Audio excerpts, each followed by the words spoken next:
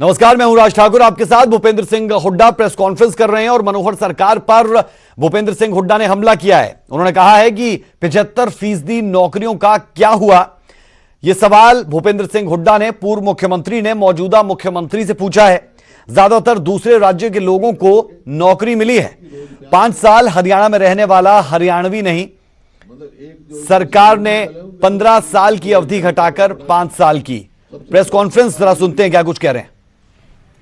तो पता लग जाएगा जब मैं विश्वास पत्र प्रस्ताव लेके आएंगे तो पता लग जाएगा, या तो चेहरे पे नकाब होंगे या जो कौन कहां खड़ा पता लग जाएगा। कह रहे थे कि आप अविश्वास प्रस्ताव लेके आएंगे, उसके ऊपर भी पहले चर्चा होगी, बाद में वोटिंग होगी। चर्चा करेंगे तो चर्चा पिछले सत्र में ही नहीं की आपने। क्यों? पिछले सत्र फिर में लेके कहा है? मैं अविश्वास प्रस्ताव लेके नहीं आया। नहीं, पिछले सत्र में तो अविश्वास प्रस्ताव पे होगी चर्चा। नहीं, पिछले सत्र में भी चर्चा के लिए तैयार थी सरकार, और चर्चा ना करके आपने वोटिंग के लिए कहा कि वोटिंग हो पहले, उसके बाद कोई अविश्वास प्रस्ताव कोई नहीं लेके आए थे हम। वो तो नहीं था, लेकिन फिर उसके बगैर चर्चा का मायने क्या है? सरकार तो वैसे ही भाग गई थी छोड़ के सब। वो ये थोड़ा सा बात में जो संसदीय कार्य मंत्री हैं कमलपाल, उन्होंने भी और मंत्रियों ने भी ये कहा है कि हुड्डा साहब या कांग्रेस विधायक दल के नेता के नाते जब वहां पर कृषि कानूनों पे एक प्रस्ताव लेके आए थे, विरोध किया था हमने। उस प्रस्ताव पे विरोध किया था हमने। हाँ, उस प्रस्ताव पे कांग्रेस के विधायकों ने चर्चा नहीं की और बाहर चले गए। विरोध किया था भाई, चर्चा क्या, विरोध किया था, डट के विरोध किया था। मैंने वापस लो इसको। चर्चा की बात हो रही, चर्चा से भाग गए। चर्चा तो उन्होंने कहा ही नहीं, चर्चा की तो उन्होंने चर्चा ही नहीं की। मतलब स्पीकर ने चर्चा नहीं करवानी चाहिए, नहीं, केवल वोटिंग किस बात की बात हो रही थी? पहले वोटिंग कराओ, जो कांग्रेस के एमएलए कह रहे थे। और तीसरी बात की कह रहे थे वो, पता लगता, क्योंकि कुछ लोग जिनका आप नाम ले रहे हो वो मिले रहे पहले, वो तो आप इस्तीफा देके चले गए। अब ऐसे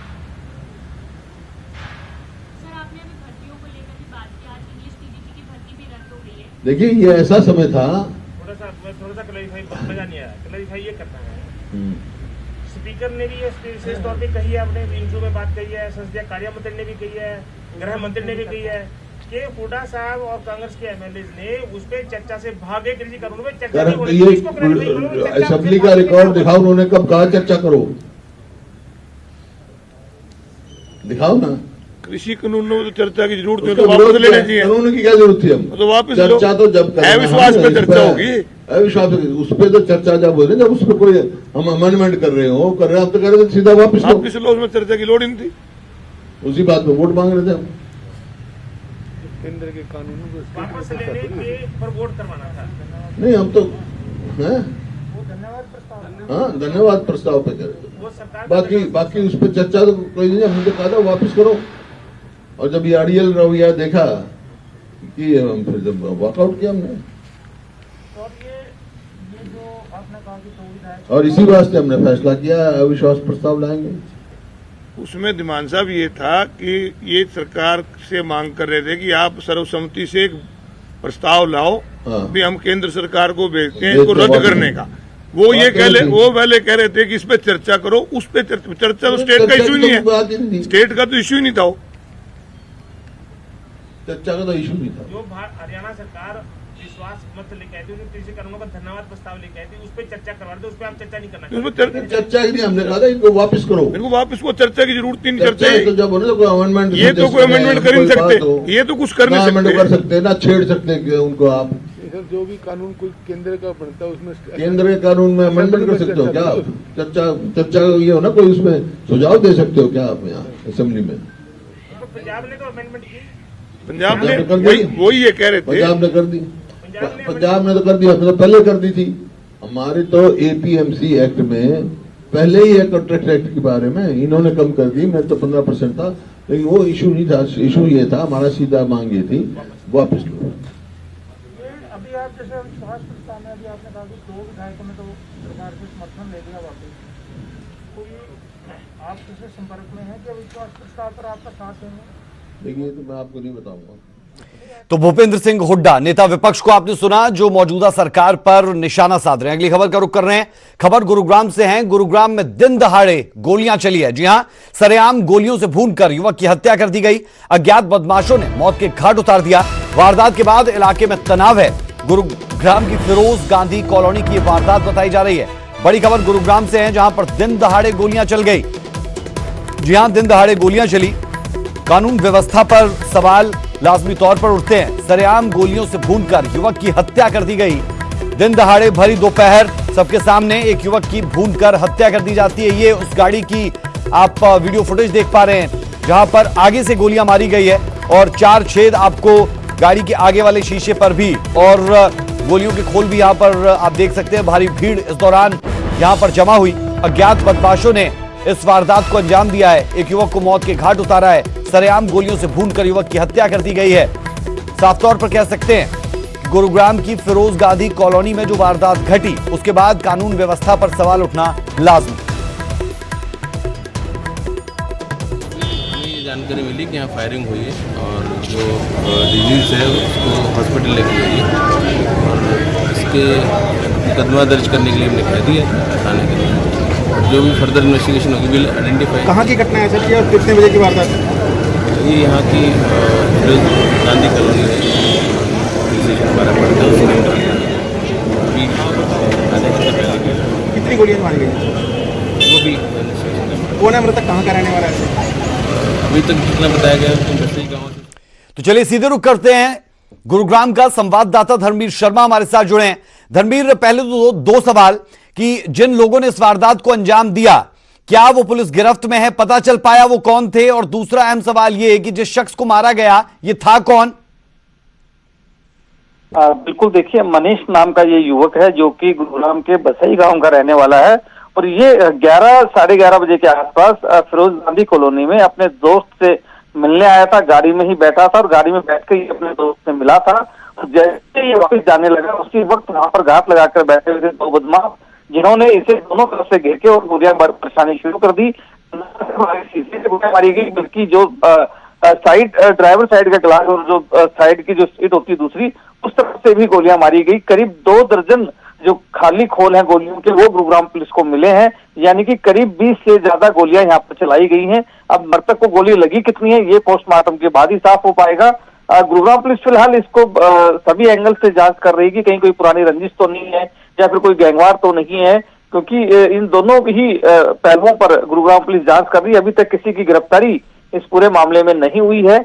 आसपास के घरों में जो सीसीटीवी फुटेज थी उसको गुरुग्राम पुलिस ने अपने कब्जे में लिया है। उसी में दिखाई दे रहे हैं कि जो 2 युवक हैं वो वहीं पर आसपास ही बैठे थे और उसके बाद वो इस वारदात को अंजाम दे करके वहां से पैदल ही चले जाते हैं। लेकिन हो सकता है कुछ दूरी के ऊपर उन्होंने अपनी गाड़ी या मोटरसाइकिल खड़ी हो, उसके बाद वो फरार हुए हों। फिलहाल उनकी जो तस्वीरें हैं वो जरूर सीसीटीवी में कैद हुई हैं, जो गुरुग्राम पुलिस के कब्जे में है। बेहद शुक्रिया धर्मवीर इस जानकारी के लिए। तो दिन दहाड़े 2 दर्जन से ज्यादा गोलियां बरसाई जाती है और बड़े आराम से वारदात को अंजाम देने वाले मौके से फरार भी हो जाते हैं, लेकिन उनका अब तक कुछ पता नहीं।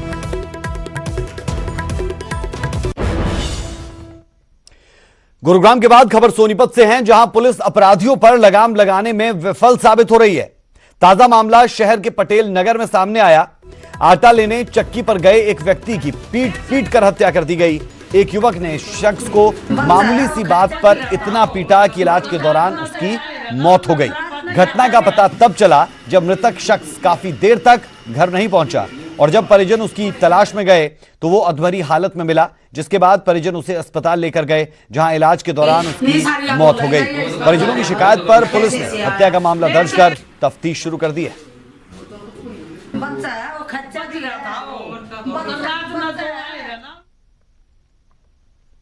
मेरे दादा शाम को आटा लेने के लिए चक्की पर गए थे और वहाँ से चक्की मतलब 15-20 मिनट हो गई, फिर घर वापस नहीं आए।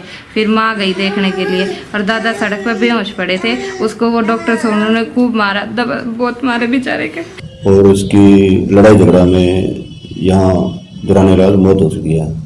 तो उस पर हमने 302 IPC का मुकदमा दर्ज कर लिया और तफ्तीश अभी जारी है।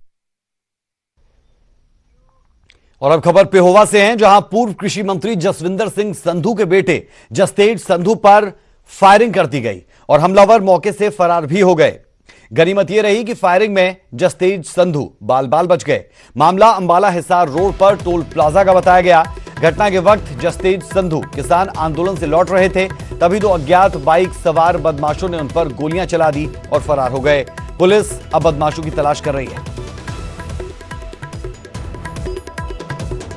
जब मैं जा रहा था अपनी गाड़ी पे तो दो लड़के आए मोटरसाइकिल पे और पीछे से लड़के ने गाड़ी के शीशे पर फायर किया, जो गाड़ी के आर पार चला गया। और फिर मैं वापस आकर SHO साहब को फोन किया और आगे की कार्रवाई पुलिस देख रही है। खबर हिमाचल प्रदेश से है, जहां एक 56 वर्षीय आंगनवाड़ी वर्कर प्रोमिला देवी की मौत के बाद स्वास्थ्य विभाग में बवाल मचा। दरअसल सुजानपुर के सौंड गांव की प्रोमिला को 29 जनवरी को कोविड वैक्सीन दी गई, लेकिन वैक्सीन लगने के बाद से ही आंगनवाड़ी वर्कर प्रोमिला देवी की तबीयत बिगड़ी थी। प्रोमिला को इलाज के लिए पहले टांडा ले जाया गया, लेकिन वहां उनकी तबीयत और गंभीर हुई, जिसके बाद प्रोमिला को IGMC शिमला भेज दिया गया, लेकिन IGMC में महिला की मौत हो गई। अब स्वास्थ्य विभाग को पोस्टमार्टम की रिपोर्ट का इंतजार है।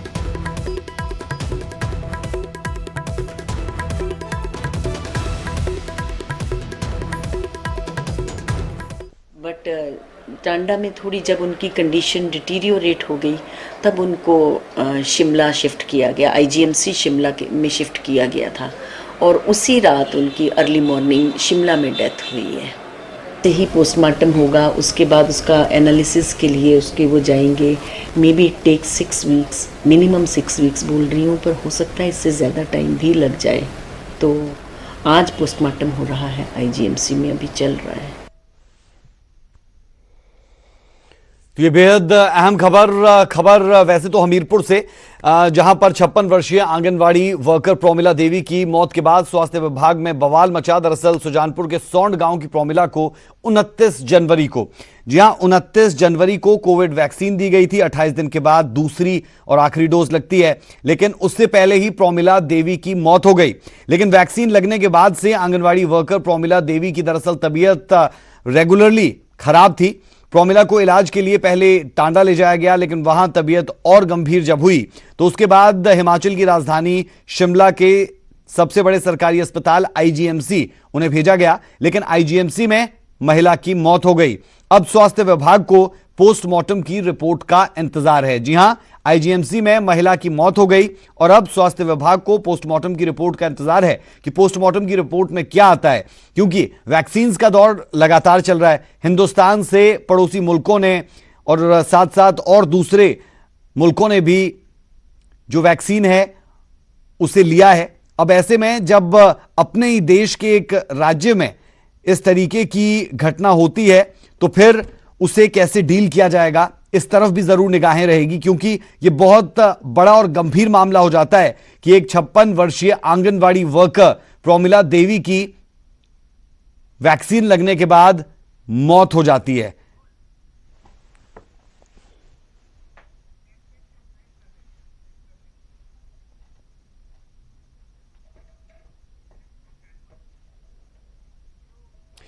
और पंजाब वासियों को कैप्टन अमरिंदर सिंह की सौगात है। अमृतसर, बरनाला, जालंधर को सौगात मिलने वाली है। सुनते हैं कैप्टन अमरिंदर सिंह को। सर, आज ਦੇ ਇਸ ਫੰਕਸ਼ਨ ਵਿੱਚ ਅਸੀਂ ਸਾਰੇ ਸ਼ਹਿਰ ਸਰ, ਜਿਵੇਂ ਕਿ ਅੰਮ੍ਰਿਤ ਔਰ ਸਮਾਰਟ ਸਿਟੀ, ਇਹਨਾਂ ਵਿੱਚੋਂ ਕੁਝ ਸ਼ਹਿਰ ਦੇ ਮੇਅਰਸ ਤੇ ਉੱਥੇ ਦੇ ਸਰ ਰੈਜ਼ੀਡੈਂਟ ਵੈਲਫੇਅਰ ਐਸੋਸੀਏਸ਼ਨ ਦੇ ਪ੍ਰਧਾਨਾਂ ਨੂੰ ਵੀ ਸਰ ਰਿਕੁਐਸਟ ਕੀਤੀ ਹੈ ਕਿ ਜਿਨ੍ਹਾਂ ਵਾਸਤੇ ਸਾਰੇ ਸ਼ਹਿਰੀਆਂ ਵਾਸਤੇ ਜੋ ਕੰਮ ਹੋ ਰਿਹਾ ਹੈ ਤਾਂ ਉਹਨਾਂ ਦਾ ਕੀ ਫੀਡਬੈਕ ਹੈ, ਉਹਨਾਂ ਦਾ ਸਰ ਇਸ ਵਿੱਚ ਕੀ ਵਿਚਾਰ ਹੈ, ਤੇ ਵਿਚਾਰ ਸਾਂਝਾ ਕਰਨ ਵਾਸਤੇ ਸਰ ਉਹਨਾਂ ਨੂੰ ਵੀ ਰਿਕੁਐਸਟ ਕੀਤੀ ਗਈ ਹੈ। ਸਭ ਤੋਂ ਪਹਿਲੇ ਸਰ ਮੈਂ ਅੰਮ੍ਰਿਤਸਰ ਦੇ ਮੇਅਰ सरदार करमजीत सिंह जी रिंटू जी ਨੂੰ रिक्वेस्ट करूंगा कि वो संबोधन करें।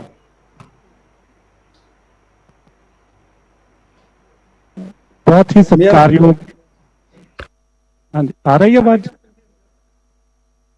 बहुत ही सत्कारयोग मानयोग मुख मंत्री कैप्टन अमरिंदर सिंह जी, साडे बहुत सत्कारयोग पंजाब प्रदेश कांग्रेस के प्रधान श्री सुनील जाखड़ जी और साडे ਸਥਾਨਕ ਸਰਕਾਰਾਂ ਮੰਤਰੀ ਸਰਦਾਰ ਸ਼੍ਰੀ ਬ੍ਰਹਮਿੰਦਰਾ ਜੀ। ਸਭ ਤੋਂ ਪਹਿਲਾਂ ਤਾਂ ਮੈਂ ਸਰ ਬਹੁਤ ਮੁਬਾਰਕਬਾਦ ਦੇਣਾ ਕਿ ਜਿਹੜੀਆਂ ਮਿਊਨਿਸਪਲ ਕਾਰਪੋਰੇਸ਼ਨ ਤੇ ਮਿਊਨਿਸਪਲ ਕਮੇਟੀਆਂ ਦੀਆਂ ਇਲੈਕਸ਼ਨ ਤੁਹਾਡੀ ਲੀਡਰਸ਼ਿਪ 'ਚ ਲੜੀਆਂ ਗਈਆਂ ਔਰ ਜਿਹੜੀ ਹੁਣ ਜਾਂ ਫਿਰ ਜਿੱਤ ਹੋਈ ਆ, ਇਹ ਸਰ ਤੁਹਾਡੀ ਲੀਡਰਸ਼ਿਪ ਦੇ ਵਿੱਚ ਜਿਹੜੀ ਸਰਕਾਰ ਨੇ ਜਿੰਨੇ ਵੀ ਕੰਮ ਕੀਤੇ ਨੇ, ਇਹ ਉਹਨਾਂ ਨੇ ਲੋਕਾਂ ਨੇ ਉਹਨਾਂ ਦੇ ਉੱਤੇ ਆਪਣੀ ਮੋਹਰ ਲਾਈ ਆ। ਔਰ ਅੱਜ ਤੁਸੀਂ ਸਾਰੇ ਪੰਜਾਬ ਦੇ ਵਿੱਚ ਇਸ ਗੱਲ ਦਾ ਲੋਹਾ ਮਨਵਾ ਲਿਆ ਕਿ ਤੁਹਾਡੀ ਲੀਡਰਸ਼ਿਪ ਦੇ ਅੰਦਰ ਹਰ ਖੇਤਰ ਦੇ ਵਿੱਚ ਬਹੁਤ ਸੋਹਣੇ ਵਿਕਾਸ ਦੇ ਕਾਰਜ ਚੱਲ ਰਹੇ ਨੇ ਔਰ ਪੰਜਾਬ ਦਾ ਹਰ ਵਰਗ ਤੁਹਾਡੀ ਸਰਕਾਰ ਤੋਂ ਬਹੁਤ ਚੰਗੇ ਤਰੀਕੇ ਨਾਲ ਖੁਸ਼ ਹੈ ਸਰ। ਅੱਜ ਮੈਨੂੰ ਇਸ ਗੱਲ ਦੀ ਖੁਸ਼ੀ ਹੈ ਸਰ ਕਿ ਅੱਜ ਜਿਹੜੇ ਸਮਾਰਟ ਸਿਟੀ ਔਰ ਅੰਮ੍ਰਿਤ ਪ੍ਰੋਜੈਕਟਸ ਦੇ ਇਨੈਗੋਰੇਸ਼ਨ ਕੀਤੀ ਜਾਣੀ ਪ੍ਰੋਜੈਕਟਸ ਦੀ, ਇਹ ਲਗਭਗ 1087 ਕਰੋੜ ਦੇ ਜਿਹੜੇ ਪ੍ਰੋਜੈਕਟ ਅੱਜ ਤੁਸੀਂ ਇਨੈਗੋਰੇਟ ਕਰਨ ਜਾ ਰਹੇ ਜੇ। ਸਾਨੂੰ ਅੰਮ੍ਰਿਤਸਰ ਨੂੰ ਇਸ ਦੇ ਬਹੁਤ ਮਾਣ ਦੀ ਗੱਲ ਹੈ ਕਿ ਇਹਦੇ ਵਿੱਚੋਂ 742 ਕਰੋੜ ਰੁਪਏ ਦੇ ਜਿਹੜੇ ਪ੍ਰੋਜੈਕਟ ਨੇ ਉਹ ਅੰਮ੍ਰਿਤਸਰ ਦੇ ਨੇ ਔਰ ਇੱਕ ਬਹੁਤ ਹੀ ਵੱਡਾ ਪ੍ਰੋਜੈਕਟ ਜਿਹੜਾ ਪਿਛਲੀਆਂ 3 ਸਰਕਾਰਾਂ ਤੋਂ ਜਿਹਦਾ ਇੱਕ ਡ੍ਰੀਮ ਸੀਗਾ, ਹਰ ਸਰਕਾਰ ਉਹਦੇ ਵਿੱਚ ਅਸਫਲ ਰਹੀ, ਉਸ ਦਾ ਸਿਹਰਾ ਵੀ ਤੁਹਾਨੂੰ ਜਾਂਦਾ ਕਿ ਜਿਹੜਾ 24/7 surface water supply project sir, ਉਹ ਤੁਹਾਡੀ ਰਹਿਨਮਾਈ ਦੇ ਅੰਦਰ ਅੱਜ ਨੇਪਰੇ ਚੜਿਆ ਔਰ ਉਸ ਦਾ ਤੁਸੀਂ ਸਰ ਅੱਜ ਉਦਘਾਟਨ ਕਰਨ ਜਾ ਰਹੇ ਹੋ। ਔਰ ਇਸ ਤੋਂ ਇਲਾਵਾ ਇੱਕ ਮੈਂ ਸਮਝਦਾ ਕਿ ਇਹ ਬਹੁਤ ਵੱਡਾ ਮੀਲ ਪੱਥਰ ਜਿੱਥੇ ਪੰਜਾਬ ਸਰਕਾਰ ਲਈ ਹੈ, ਉੱਥੇ ਅੱਜ ਅੰਮ੍ਰਿਤਸਰ ਵਾਸੀਆਂ ਵਾਸਤੇ ਵੀ ਹੈ ਕਿ 722 ਕਰੋੜ ਰੁਪਏ ਦਾ ਇਹ ਪ੍ਰੋਜੈਕਟ ਜਿਹੜਾ ਫਸਟ ਫੇਜ਼ ਕੀਤਾ ਜਾਣਾ, ਇਹਦੀ ਅੱਜ ਸ਼ੁਰੂਆਤ ਤੁਸੀਂ ਕਰਨ ਜਾ ਰਹੇ ਹੋ। ਇਸ ਤੋਂ ਇਲਾਵਾ ਇਹ ਟੋਟਲ 2200 ਕਰੋੜ ਰੁਪਏ ਦਾ ਪ੍ਰੋਜੈਕਟ ਹੈ ਜਿਸ ਦਾ ਸੈਕੰਡ ਫੇਜ਼ ਕੀਤਾ ਜਾਏਗਾ। ਇਸ ਦੇ ਨਾਲ ਸਰ ਬਹੁਤ ਸਾਰੇ ਕੰਮ ਸਮਾਰਟ ਸਿਟੀ 'ਚ ਅਸੀਂ ਪਹਿਲਾਂ ਕਰ ਚੁੱਕੇ ਹਾਂ, ਅੰਮ੍ਰਿਤ 'ਚ ਕਰ ਚੁੱਕੇ ਹਾਂ, ਕਾਰਪੋਰੇਸ਼ਨ ਨਗਰ ਸੁਧਾਰ ਟਰਸਟ ਵੱਲੋਂ ਔਰ Punjab heritage tourism promotion board ਵੱਲੋਂ ਸਾਰੇ ਹੀ ਡਿਪਾਰਟਮੈਂਟਸ ਨੇ ਬਹੁਤ ਸੋਹਣਾ ਕੰਮ ਕੀਤਾ। ਅੱਜ ਜਿਹੜੇ ਸਮਾਰਟ ਸਿਟੀ ਵੱਲੋਂ ਸਾਡੇ ਕੰਮਾਂ ਦੇ ਉਦਘਾਟਨ ਕੀਤੇ ਜਾਣੇ, ਉਹਨਾਂ ਵਿੱਚ ਇੱਕ ਜਿਹੜਾ ਫਾਇਰ ਟੈਂਡਰ, ਜਿਹੜਾ ਇੱਕ ਹਾਈਡ੍ਰੋਲਿਕ ਪਲੇਟਫਾਰਮ ਵਹੀਕਲ ਹੋਏਗਾ ਸਰ, ਜਿਹੜਾ ਹਾਈ ਰਾਈਜ਼ ਬਿਲਡਿੰਗਸ ਦੇ ਕਿਤੇ ਕੋਈ ਐਮਰਜੈਂਸੀ ਹੁੰਦੀ ਹੈ ਤੇ ਉਸ ਦੇ ਨਾਲ ਉਸ ਨੂੰ ਟੈਕਲ ਕਰਨ ਵਾਸਤੇ ਅੱਜ ਅਸੀਂ 8.5 ਕਰੋੜ ਰੁਪਏ ਦਾ ਉਸ ਦਾ ਤੁਹਾਡੇ ਤੋਂ ਸਰ ਉਦਘਾਟਨ ਕਰਾਉਣ ਜਾ ਰਹੇ ਹਾਂ ਫਾਇਰ ਟੈਂਡਰ ਦਾ। ਇਸ ਤੋਂ ਇਲਾਵਾ ਲਗਭਗ ਜਿਹੜੀ ਵੇਸਟ ਮੈਨੇਜਮੈਂਟ ਵਾਸਤੇ ਜਿਹੜੀ ਮਸ਼ੀਨਰੀ ਹੈ ਉਹਦਾ 4 ਕਰੋੜ ਰੁਪਏ ਦਾ ਉਹਦਾ sir, fire fighting equipment 3 crore रुपए दे लगभग उतर ली जा रही, 5 करोड़ रुपए दे। तो अमृतसर बरनाला जालंधर को 1087 करोड़ रुपए की सीएम कैप्टन अमरिंदर सिंह की सौगात। वक्त एक छोटे से ब्रेक का।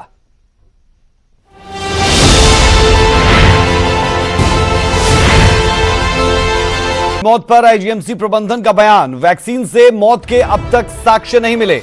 बता दें गुलिन-बार सिंड्रोम से पीड़ित थी महिला, पोस्टमार्टम की रिपोर्ट के बाद कारणों का पता चलेगा। कोरोना वैक्सीन की गुणवत्ता पर सवाल उठाना सही नहीं, ये प्रबंधन की तरफ से, आईजीएमसी की तरफ से कहा गया है। और बड़ी और अहम खबर ये निकलकर सामने आई जब एक महिला की मौत हुई। अब हमारे साथ जुड़े हैं डॉक्टर जनक राज, आप एमएस है आईजीएमसी में। जनक राज जी, आपसे स्थिति को समझना चाह रहे हैं क्योंकि एक तरफ वैक्सीन को लेकर बहुत से भ्रम लोगों के बीच में और दूसरी तरफ एक महिला की मौत हो जाती है वैक्सीन लगाने के बाद, ये तथ्य भी सामने आ रहा है। लेकिन वहीं दूसरी तरफ विदेश भी हिंदुस्तान से वैक्सीन को खरीद रहे हैं, इस पर थोड़ी सी रोशनी डालें जरा। देखिए, सबसे पहले तो हम ये बताना चाहेंगे कि वैक्सीन लगने के बाद इस तरह का कोई भी लक्षण, गंभीर लक्षण हमारे यहाँ किसी भी पेशेंट में उत्पन्न नहीं हुआ। और दूसरी रही इस महिला की बात, तो इनको 29 जनवरी को जो वैक्सीन का प्रथम डोज दिया गया था उसके लगभग 8वें दिन इनको कोई समस्या हुई जो वैक्सीन से होना स्वाभाविक नहीं है। और वैक्सीन से जब, या कोविड वैक्सीन की ही बात नहीं है, अन्य किसी वैक्सीन से जब भी कोई पॉलीन्यूरोपैथी या न्यूरोपैथी इस तरह का कोई लक्षण उत्पन्न होता है तो उसको उत्पन्न होने में 2 से 3 हफ्ते का समय लगता है। तो ये जो पेशेंट है, इनमें वो समय सीमा से पहले ही इनमें कुछ लक्षण उत्पन्न हुए और साथ ही साथ इनके अंदर, शरीर के अंदर एक अन्य वायरस के एंटीबॉडी पाए जाने की भी पुष्टि हुई है, जो इस ओर इशारा कर रही है कि ये जो इनके अंदर जो लक्षण उत्पन्न हुए हैं ये कोविड वैक्सीन की वजह से नहीं हुए हैं बल्कि किसी और कारणों से हुए हैं। फिर भी भारत सरकार की गाइडलाइन के तहत हमने इनका पैथोलॉजिकल ऑटोप्सी यहाँ पर किया है और पैथोलॉजिकल ऑटोप्सी की डिटेल्ड रिपोर्ट आने के बाद ही इस दिशा में हम सटीकता से कुछ कह पाएंगे। जी चलिए जनक जी, वक्त की कमी है, बेहद शुक्रिया, लेकिन ये जानकारी देने के लिए कि 8वें दिन जिस तरीके के सिम्टम्स उनमें आए वैसे सिम्टम्स अमूमन नहीं आते और 2 से 3 हफ्ते लगते हैं अगर कुछ भी साइड इफेक्ट्स उसके रहें, जो इस केस में नहीं था। बहरहाल पोस्टमार्टम रिपोर्ट का इंतजार जरूर रहेगा। एमएस जनकराज हमारे साथ थे आईजीएमसी से, क्योंकि एक स्थिति उत्पन्न हुई है हमीरपुर की एक महिला जिसे 29 जनवरी को वैक्सीन लगती है और अब कल उसकी जान चली गई। अब पोस्टमार्टम रिपोर्ट का इंतजार है, लेकिन आईजीएमसी प्रबंधन की तरफ से कहा जा रहा है कि वैक्सीन से मौत के कोई साक्ष्य नहीं है। पोस्टमार्टम रिपोर्ट का इंतजार अभी भी। बुलेटिन में अभी के लिए हमारा और आपका साथ इतना ही। लगातार खबरों का सिलसिला जारी है। नमस्कार।